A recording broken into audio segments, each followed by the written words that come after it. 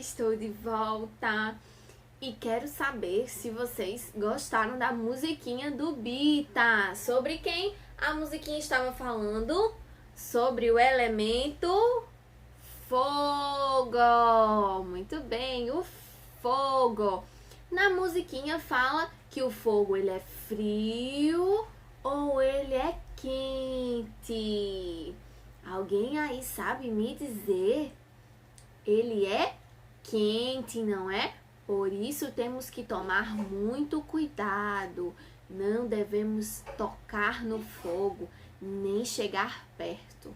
O fogo ele é muito importante porque ele cozinha, né, as nossas comidinhas para nós comermos, né? Mas isso fica com o papai, com a mamãe, com os adultos. Isso é de responsabilidade dos adultos. Nós não, ó, crianças não devem chegar perto do fogo, tá certo? E no São João? No São João nós temos fogo na fogueira, isso mesmo, a nossa fogueirinha, que é um elemento também muito importante do nosso São João. Este ano será diferente, porque como na música fala, onde há fumaça, há fogo. E acender fogueiras esse ano vai ser muito ruim, porque vai prejudicar a saúde das pessoas que estão doentes, que têm problemas com a respiração.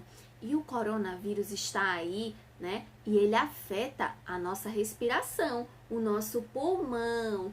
Por isso que a fumaça da fogueira não vai ser bem-vinda esse ano. Isso mesmo. Mas nós não vamos deixar de comemorar o nosso São João em casa, com a nossa família. Coloca a música do Mundo Bita pra tocar, olha ela. Ele é a lua da minha festa junina, Bandeirinhas de papel e a chama na fogueira brinca com vento no céu.